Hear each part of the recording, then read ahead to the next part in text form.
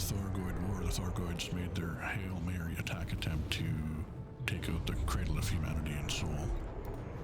Now that that has been defended and the Thargoid War is over, Sol has now entered into a new kind of conflict.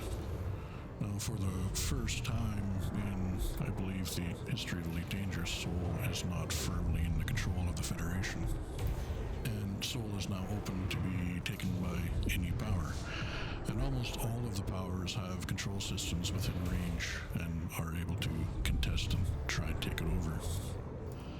So as such, this week, Sol has kind of entered into a bit of a royal rumble amongst all of the powers that are fighting to be the power that takes control over the home of humanity. And currently the two powers that have kind of like broken ahead of everybody else in the fight for Sol is Aisling Duval and Jerome Archer. Jerome Archer is currently leading by about 90,000 merits, but in the scale of PowerPlay, that's not that much of a lead. That can be closed very, very quickly, and Aisling could end up taking the lead.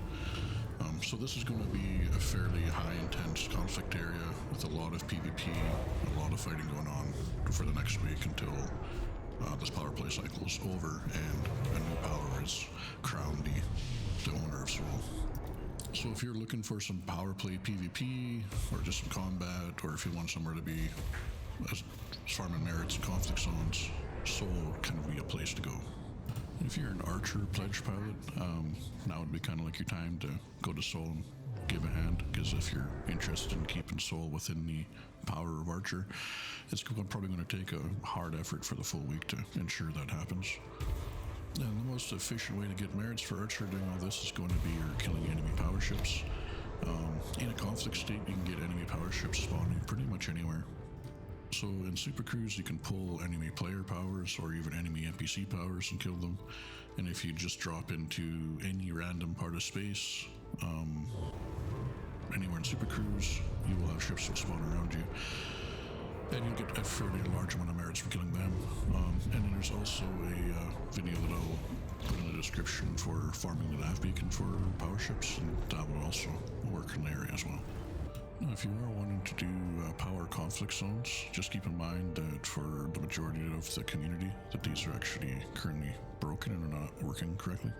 So when most people are dropping into these, no ships are spawning, and even if you sit in them for long periods of time, the instance doesn't start. And even if you log out and log back in the instance, it's just not fixing it. So there's only a very small portion of the community it is actually working for. One thing to keep in mind is that you're going to see many different power conflict zones, like a lot of them in the system, because there's so many different powers fighting.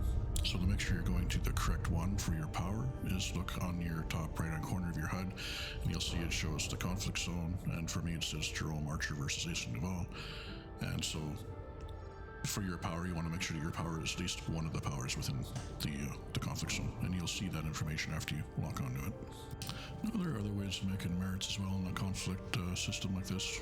If you're trying to do power play, you can do scanning of ships, delivering power commodities, and a few different things. But by far your highest paying forms of getting merits is going to be killing power ships. And if you're Archer pledged, you're probably a combat leaning pilot anyways, and that's probably going to be what you'd prefer to do. But that's all for today. This is just a really short video. I just wanted to bring attention to any Archer pilots out there that might not be aware that Sol is at risk of being lost to the Federation and possibly being taken by the Empire. So if you're an Archer pledge pilot and you want to keep Sol as an Archer system, now's your time to go out there and put in your effort. And as well, if you're just a general combat pilot and you like to participate in the tomfoolery, Sol will be the place to be for probably the next week. There's going to be a lot of opportunities for combat.